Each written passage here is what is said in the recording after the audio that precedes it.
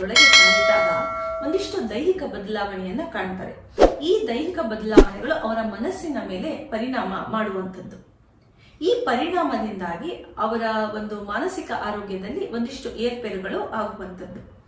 So ನೀವು ನೋಡಿರಬಹುದು, ಎಷ್ಟೊಂದು ಜನ ಮಹಿಳೆಯರು ಹೇಳ್ತಾ ಇರ್ತಾರೆ, ನನಗೆ ಸಡನ್ ಆಗಿ ಯಾಕೋ ತುಂಬಾ ಸುಸ್ತಾಗ್ತಾ ಇದೆ, ವೀಕ್ನೆಸ್ ಅನ್ನಿಸ್ತಾ ಇದೆ, ಮುಂಚಿನ ತರ ನನಗೆ ಕೆಲಸ ಕಾರ್ಯಗಳನ್ನ ಕಾನ್ಸಂಟ್ರೇಟೆಡ್ ಮಾಡಕ್ಕಾಗ್ತಿಲ್ಲ, ಯಾಕೋ ಎಲ್ಲ ವಿಷಯಗಳನ್ನ ಮರಿತಾ ಇದ್ದೀನಿ, ಚಿಕ್ಕ ಪುಟ್ಟ ವಿಷಯಗಳನ್ನು ನನಗೆ ನೆನ್ಪಿಟ್ಕೊಳಕ್ ಆಗ್ತಾ ಇಲ್ಲ, ಮನಸ್ಸು ಕಿರಿಕಿರಿ ಆಗ್ತಿದೆ, ಬೇಜಾರಾಗತ್ತೆ, ಏನೋ ಒಂಥರ ಕೋಪ ಸಿಟ್ಟು ಬರುತ್ತೆ, ಇದು ನಾನಲ್ಲ, this is something very unusual, ನಾನು ಹಿಂಗಿರ್ಲಿಲ್ಲ ಮುಂಚೆ, ನಾನು ಇನ್ಫ್ಯಾಕ್ಟ್ ಬೇರೆಯವ್ರಿಗೆ ಒಂದು ಇನ್ಸ್ಪಿರೇಷನ್ ಆಗಿದ್ದೆ, ಮೋಟಿವೇಶನ್ ಆಗಿದ್ದೆ, ಆದ್ರೆ ಇವಾಗ ನನಗೆ ಯಾವ್ದ್ರಲ್ಲೂ ಉತ್ಸಾಹ ಇಲ್ಲ, ಆಸಕ್ತಿ ಇಲ್ಲ, ಯಾವುದೇ ಒಂದು ಕೆಲಸ ಕಾರ್ಯಗಳನ್ನ ಒಂದು ಕ್ರಮಬದ್ಧವಾಗಿ ಅಚ್ಚುಕಟ್ಟಾಗಿ ನನಗೆ ಮಾಡಕ್ ಆಗ್ತಾ ಇಲ್ಲ.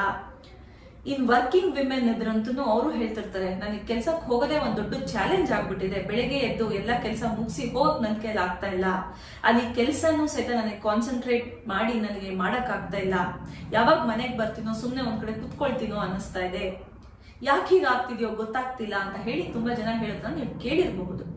ಇದಕ್ಕೆ ಕಾರಣ ಏನು, ಈ ಸಮಸ್ಯೆಗೆ ಏನು ಪರಿಹಾರ ಅನ್ನೋದನ್ನ ನಾನು ನಿಮ್ಗೆ ಇವತ್ತು ತಿಳಿಸ್ಕೊಡ್ತೀನಿ. ಪ್ರಾರಂಭ ಮಾಡೋಕ್ಕಿಂತ ಮುಂಚೆ ಒಂದು ಸ್ಮಾಲ್ ರಿಕ್ವೆಸ್ಟ್, ಫುಲ್ ವಿಡಿಯೋನ ನೋಡಿ. ನಾನು ಈ ಒಂದು ಸಮಸ್ಯೆಗೆ ಪರಿಹಾರ ಏನು ಅನ್ನೋದ್ರ ಜೊತೆಗೆ ಒಂದಿಷ್ಟು ಸಿಂಪ್ಟಮ್ಸ್ ಗಳನ್ನ ಹೇಳ್ತಾ ಇದ್ದೀನಿ, ತುಂಬಾ ಉಪಯುಕ್ತವಾದ ಸಲಹೆಗಳನ್ನು ಸಹಿತ ಕೊಡ್ತಾ ಇದ್ದೀನಿ. ಇದನ್ನ ನೀವು ಕೇಳಿಸ್ಕೊಂಡು ಪಾಲಿಸಿ ಮತ್ತೆ ನಿಮ್ಗೆ ಗೊತ್ತಿರೋ ಮಹಿಳೆಯರ ಜೊತೆ ಹಂಚ್ಕೊಳ್ಳಿ ಅಂತ ಹೇಳಿ ರಿಕ್ವೆಸ್ಟ್ ಮಾಡ್ಕೊಳ್ತಾ ಇದ್ದೀನಿ. ಬನ್ನಿ ಹಾಗಾದ್ರೆ ಈ ಸಮಸ್ಯೆ ಏನು ಅನ್ನೋದನ್ನ ಮೊದಲು ನಾವು ಅರ್ಥ ಮಾಡ್ಕೊಳ್ಳೋಣ.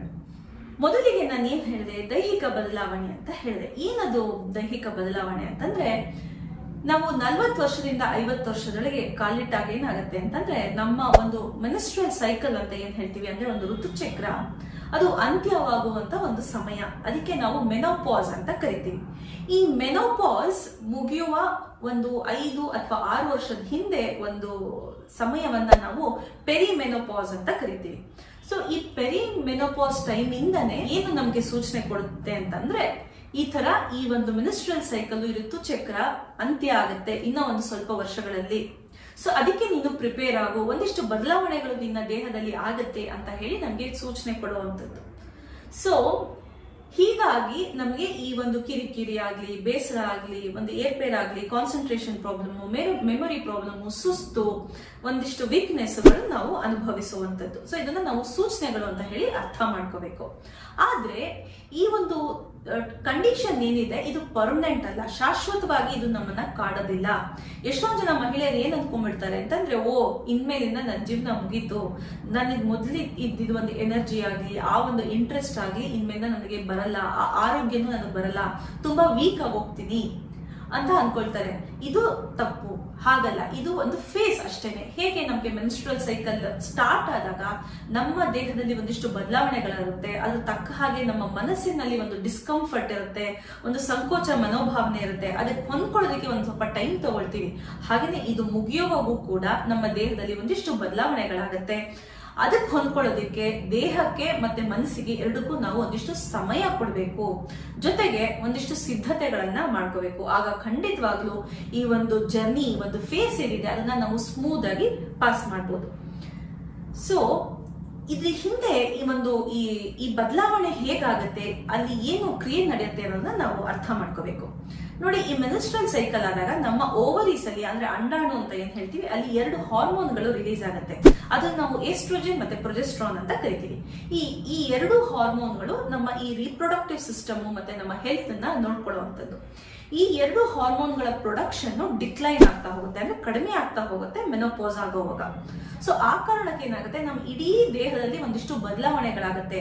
ಅದು ನಮ್ಮ ಬೋನ್ ಹೆಲ್ತ್ ಇರ್ಬೋದು, ಹಾರ್ಟ್ ಹೆಲ್ತ್ ಇರ್ಬೋದು, ನಮ್ಮ ಬ್ರೈನ್ ಫಂಕ್ಷನಿಂಗ್ ಇರ್ಬೋದು, ನಮ್ಮ ಡೈಜೆಷನ್, ನಮ್ಮ ಮಿದುಳಿನಲ್ಲಿ ನ್ಯೂರೋ ಟ್ರಾನ್ಸ್ಮಿಟರ್ಸ್ ಅಂತ ಹೇಳಿ ಹಾರ್ಮೋನ್ಸ್ ಗಳು ರಿಲೀಸ್ ಆಗುತ್ತೆ.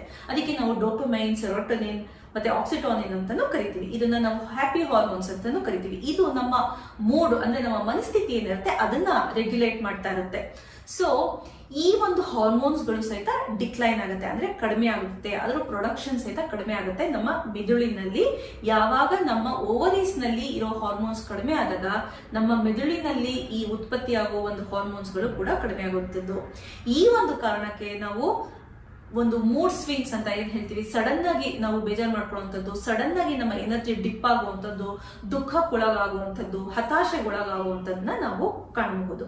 ಇದನ್ನ ನಾವು ಅರ್ಥ ಮಾಡ್ಕೊಂಡ್ರೆ ಈ ಸಂದರ್ಭವನ್ನ ನಾವು ಹೇಗೆ ಫೇಸ್ ಮಾಡಬೇಕು, ನಮ್ಮ ಎಮೋಷನ್ಸ್ ಗಳನ್ನ ನಾವು ಹೇಗೆ ಮ್ಯಾನೇಜ್ ಮಾಡ್ಕೋಬೇಕು, ನಮ್ಮ ಆರೋಗ್ಯವನ್ನ ನಾವು ಹೇಗೆ ರಕ್ಷಣೆ ಮಾಡ್ಕೋಬೇಕು ಅನ್ನೋದು ನಮ್ಗೆ ಅರ್ಥ ಆಗುತ್ತೆ. ಸೊ ಮೊದಲನೇದು ನಾವು ಏನ್ ಮಾಡ್ಬೇಕಪ್ಪ ಅಂತಂದ್ರೆ ಅಕ್ಸೆಪ್ಟೆನ್ಸ್.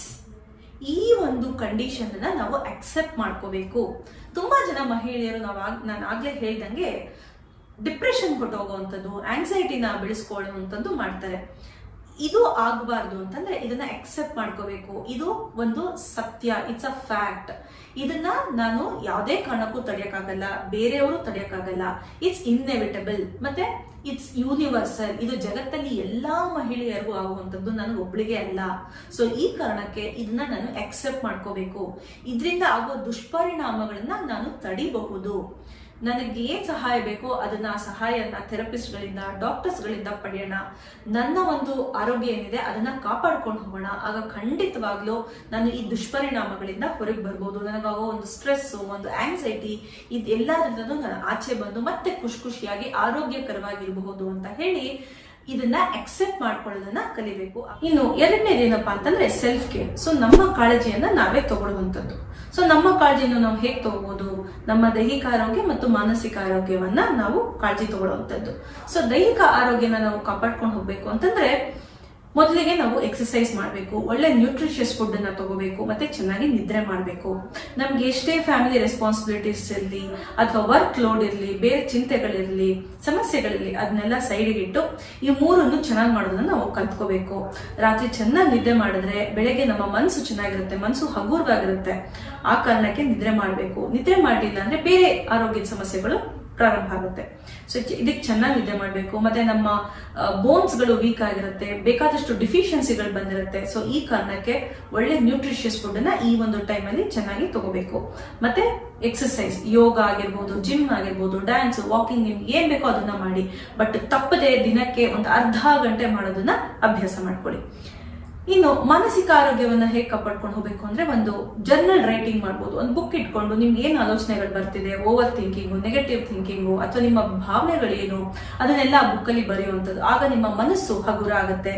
ನಿಮ್ಮ ಮನಸ್ಸಿನಲ್ಲಿ ಏನು ಒತ್ತಡ ಕ್ರಿಯೇಟ್ ಆಗುತ್ತೋ ಅದನ್ನ ನೀವು ಬುಕ್ಗೆ ಟ್ರಾನ್ಸ್ಫರ್ ಮಾಡುವಂಥದ್ದು. ಇಲ್ಲ ಅಂತಂದ್ರೆ ನಿಮ್ಮ ಮನೆಯಲ್ಲಿ ತಾಯಿ, ಅಜ್ಜಿ ಅಥವಾ ನಿಮ್ಗೆ ಯಾವ್ದಾದ್ರು ಒಂದು ಫ್ರೆಂಡ್ ಇದ್ರೆ ಅವ್ರ ಹತ್ರ ನಿಮ್ಮ ಭಾವನೆಗಳನ್ನ ಹಂಚ್ಕೊಳ್ಳಿ. ನಿಮ್ ಸಮಸ್ಯೆ ಏನು ಅಂತ ಹೇಳಿ. ನಿಮ್ಮ ತಾಯಿ ಅಥವಾ ಅಜ್ಜಿ ಅವರು ತಮ್ಮ ಒಂದು ಸಮಯದಲ್ಲಿ ಹೇಗೆ ಇಂಥ ಒಂದು ಸಂದರ್ಭನ ನಿಭಾಯಿಸಿದ್ರು ಅನ್ನೋ ಒಂದು ಮಾರ್ಗದರ್ಶನ, ಒಂದು ಟಿಪ್ಸ್ ಅನ್ನ ನೀವು ಅವ್ರನ್ನ ಕೇಳಿ ಪಡಿಬಹುದು. ಇದರಿಂದ ನಿಮ್ಗೆ ಒಂದು ಭರವಸೆ ಬರುತ್ತೆ, ಒಂದು ಪಾಸಿಟಿವಿಟಿಯನ್ನು ಬರುತ್ತೆ. ಇದ್ರ ಜೊತೆಗೆ ಪ್ರಾಣಾಯಾಮ, ಬ್ರೀದಿಂಗ್ ಎಕ್ಸರ್ಸೈಸ್ ಅನ್ನ ಮಾಡೋದನ್ನ ಮರಿಬೇಡಿ. ಯಾಕಂದ್ರೆ ನೀವು ಉಸಿರಾಟಕ್ಕೆ ಗಮನ ಕೊಟ್ಟು ಉಸಿರಾಡಿದಾಗ ನಿಮ್ಮ ಮೈಂಡ್ ರಿಲ್ಯಾಕ್ಸ್ ಆಗುತ್ತೆ, ಶಾಂತ ಆಗುತ್ತೆ. ಸೊ ಈ ಕಾರಣಕ್ಕೆ ದಿನಕ್ಕೊಂದು 10 ನಿಮಿಷ ಪ್ರಾಣಾಯಾಮ ಮಾಡೋದನ್ನ ಮರಿಬೇಡಿ. ಇದ್ರ ಜೊತೆಗೆ sun exposure is a must. ಈ ಸನ್ ಎಕ್ಸ್ಪೋಸ್ ಆಗೋದ್ರಿಂದ ನಿಮ್ಮ ಆರೋಗ್ಯನೂ ಸುಧಾರಣೆ ಆಗುತ್ತೆ, ಮತ್ತೆ ನಿಮ್ಮ ಮನಸ್ಸಿಗೂ ಒಂದು ಉತ್ಸಾಹ, ಒಂದು ಉಲ್ಲಾಸ, ಒಂದು ಪಾಸಿಟಿವಿಟಿ ಸಿಗುತ್ತೆ. ಸೊ ಆ ಕಾರಣಕ್ಕೆ ದಿನಕ್ಕೊಂದು 10 ರಿಂದ ಒಂದು ಅರ್ಧ ಗಂಟೆ ಬಿಸಿಲಿಗೆ ಹೋಗೋದನ್ನ ಮರಿಬೇಡಿ. ಇನ್ನು ಮೂರನೇದೇನಪ್ಪಾ ಅಂತಂದ್ರೆ ಎಮೋಷನಲ್ ಮ್ಯಾನೇಜ್ಮೆಂಟ್. ನಿಮ್ಮ ಭಾವನೆಗಳನ್ನ ನಿಭಾಯಿಸೋದನ್ನ ನೀವು ಕಲ್ತ್ಕೋಬೇಕು. ಅಂದ್ರೆ ನಿಮ್ಮ ಮನಸ್ಸಿನ ಹತೋಟಿಗೆ ತಗೊಳ್ಳೋದನ್ನ ನೀವು ಕಲ್ತ್ಕೋಬೇಕು. ಹೇಗೆ? ನಿಮ್ಮ ಗಮನವನ್ನ ನೀವು ಏನ್ ಕಂಟ್ರೋಲ್ ಮಾಡಕ್ಕಾಗುತ್ತೆ ಅಂದ್ರೆ ನಿಮ್ಮ ಕೈಯಲ್ಲಿ ಏನಿದೆ ಅನ್ನೋದ್ರ ಕಡೆ ಹರಿಸ್ಬೇಕು ಹೊರತು ನಿಮ್ಮ ಗಮನವನ್ನ ನಿಮ್ ಕೈಲಿ ಏನಿಲ್ಲ, ನಿಮ್ ಕೈಲಿ ಏನ್ ಸಾಧ್ಯ ಆಗಲ್ಲ ಅದ್ರ ಕಡೆ ಹರಿಸಬಾರ್ದು. So focus on what you can control and don't focus on what you can not control. So ಇಂಥ ಒಂದು ಸಂದರ್ಭದಲ್ಲಿ ನೀವು ಏನನ್ನ ಕಂಟ್ರೋಲ್ ಮಾಡ್ಬೋದು, ನಿಮ್ಮ ಎಫರ್ಟ್ಸ್ ಅನ್ನ, ನಿಮ್ಮ ಸೆಲ್ಫ್ ಕೇರ್ ನ ನೀವು ಹೇಗೆ ತಗೊಳ್ತೀರಾ ಅನ್ನೋದನ್ನ, ಮತ್ತೆ ಡಾಕ್ಟರ್ ಕೊಟ್ಟಿರೋ ಮೆಡಿಸಿನ್ಸ್ ಅನ್ನ ಚೆನ್ನಾಗಿ ಪಾಲಿಸುವಂಥದ್ದು, ಎಕ್ಸರ್ಸೈಸ್ ಮಾಡುವಂಥದ್ದು, ನ್ಯೂಟ್ರಿಷಿಯಸ್ ಫುಡ್ ತಗೊಳ್ಳುವಂಥದ್ದು, ಚೆನ್ನಾಗಿ ನಿದ್ರೆ ಮಾಡುವಂಥದ್ದು. ನಿಮ್ಮ ಕಂಟ್ರೋಲ್ ಇಲ್ದಿರುವಂಥದ್ದು ಏನಾದ್ರು ಅನ್ಪ್ರಿಡಿಕ್ಟಬಲ್ ಏಲ್ಮೆಂಟ್ಸ್ ಇರ್ಬೋದು, ಒಂದು ಫಿಸಿಕಲ್ ಪ್ರಾಬ್ಲಮ್ಸ್ ಇರ್ಬೋದು, ಅಥವಾ ನಿಮ್ಮ ಸುತ್ತ ವಾತಾವರಣದಲ್ಲಿ ಏನಾಗ್ತದೆ, ಬೇರೆಯವ್ರು ಹೇಗೆ ನಡ್ಕೊಳ್ತಾ ಇದ್ದಾರೆ, ಬೇರೆಯವ್ರು ಏನ್ ಯೋಚನೆ ಮಾಡ್ತಾರೆ ಅನ್ನೋದು ನಿಮ್ಮ ಕಂಟ್ರೋಲ್ ಅಲ್ಲಿ ಇಲ್ದಿರುವಂತದ್ದು. ಸೊ ಇದನ್ನ ನೀವು ಬಿಟ್ಬಿಡ್ಬೇಕು. You must let this go. ಹೀಗೆ ಮಾಡಿದಾಗ ಏನಾಗುತ್ತೆ, ನಿಮ್ಮ ಮನಸ್ಸು ಶಾಂತವಾಗುತ್ತೆ. ಇದ್ರ ಜೊತೆಗೆ ನಾನು ಯಾಕೆ ತುಂಬಾ ನೆಗೆಟಿವ್ ಆಗಿ ಥಿಂಕಿಂಗ್ ಮಾಡ್ತಾ ಇದೀನಿ, ನಾನು ಏನು ಓವರ್ ಥಿಂಕಿಂಗ್ ಮಾಡ್ತಾ ಇದ್ದೀನಿ, ಇದಕ್ಕೆ ಏನ್ ಮಾಡ್ಬೇಕು, ಈ ಸಮಸ್ಯೆ ಕಾರಣ ಏನು, ಇದನ್ನ ಹೇಗೆ ಬಗೆಹರಿಸಬೇಕು ಅಂತ ನಿಧಾನವಾಗಿ ಶಾಂತವಾಗಿ ಕೂತ್ಕೊಂಡು ಯೋಚನೆ ಮಾಡಿದಾಗ ನಿಮ್ಗೆ ಉತ್ತರಗಳು ಸಿಗುತ್ತೆ. ಹೀಗೆ ನಿಮ್ಮ ಎಮೋಷನ್ಸ್ ಅನ್ನ ನೀವು ಮ್ಯಾನೇಜ್ ಮಾಡೋದನ್ನ ಕಲ್ತ್ಕೋಬೇಕು. ಇನ್ನು 4ನೇದು ಏನಪ್ಪಾ ಅಂತಂದ್ರೆ ಮೆಂಟಲ್ ರೆಡಿನೆಸ್. ಸೊ ನಿಮ್ಮ ಮನಸ್ಸನ್ನ ಸಿದ್ಧತೆ ಮಾಡ್ಕೋಬೇಕು. ಈ ಒಂದು 30 ವರ್ಷದ ಆದ ತಕ್ಷಣನೇ ಈ ಒಂದು ಮೆನೋಪಾಸ್ ಅನ್ನೋದು ಬರೋ ಸಾಧ್ಯತೆ ಇರುತ್ತೆ. ಸೊ ಅದಕ್ಕೆ ನಾನು ಹೇಗೆ ಪ್ರಿಪೇರ್ ಆಗಬೇಕು, ಈ ತರ ಸಮಸ್ಯೆಗಳು ಬರಬಹುದು. ಸೊ ಅದಕ್ಕೆ ನಾನು ಫಿಸಿಕಲಿ ಹೇಗೆ ಪ್ರಿಪೇರ್ ಆಗಬೇಕು, ಮತ್ತೆ ಮೆಂಟಲಿ ಹೇಗೆ ಪ್ರಿಪೇರ್ ಆಗಬೇಕು, ಹೇಗೆ ನನ್ನ ಆರೋಗ್ಯವನ್ನ ಕಾಪಾಡ್ಕೊಂಡು ಹೋಗ್ಬೇಕು, ಆ ತರ ಆದಾಗ ನಾನು ಶಾಕ್ ಆಗಬಾರ್ದು ಅಥವಾ ಒಂದು ಆಂಗ್ಸೈಟಿಗೆ ಈಡಾಗಬಾರ್ದು, ಒತ್ತಡನ ಸೃಷ್ಟಿ ಮಾಡ್ಕೋಬಾರ್ದು, ಅದನ್ನೆಲ್ಲ ಹೇಗೆ ತಡಿಬಹುದು ಅನ್ನೋ ಒಂದು ಪ್ರಿಪೇರ್ಡ್ನೆಸ್ ಇರಬೇಕು. ಜೊತೆಗೆ ನಿಮಗೆ ಬೇಕಾಗಿರೋ ಒಂದು ಸ್ಪೆಷಲಿಸ್ಟ್ಗಳ ಲಿಸ್ಟ್ಗಳನ್ನ ರೆಡಿ ಮಾಡ್ಕೊಳ್ಳಿ. ಯಾವ ಸ್ಪೆಷಲಿಸ್ಟ್ ಹತ್ರ ಹೋಗ್ಬೇಕು, ಯಾವ ತರ ಟ್ರೀಟ್ಮೆಂಟ್ ತಗೋಬೇಕು, ಯಾವ ಥೆರಪಿಸ್ಟ್ ಹತ್ರ ಹೋಗ್ಬೇಕು ಅನ್ನೋ ಒಂದು ಪ್ರಿಪರೇಷನ್ ಕೂಡ ನೀವು ಮಾಡ್ಕೊಂಡಾಗ ಮುಂದೆ ಆಗೋ ಒಂದು ಸ್ಟ್ರೆಸ್, ಒಂದು ಆಂಗ್ಸೈಟಿ ಮತ್ತೆ ಈ ಮೆನೋಪಾಸ್ ಇಂದ ಆಗೋ ಒಂದು ದುಷ್ಪರಿಣಾಮವನ್ನ ನೀವು ಯಶಸ್ವಿಯಾಗಿ ತಡಿಬಹುದು.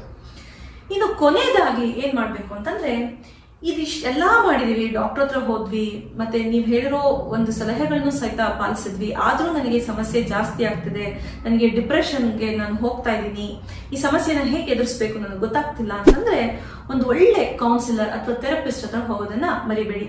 ನಿಮಗೆ ಏನ್ ಸಮಸ್ಯೆ ಆಗಿದೆಯೋ ಅದನ್ನ ಅವ್ರ ಹತ್ರ ಧೈರ್ಯವಾಗಿ ಮುಕ್ತವಾಗಿ ಎಲ್ಲಾನು ಹೇಳ್ಕೊಳ್ಳಿ.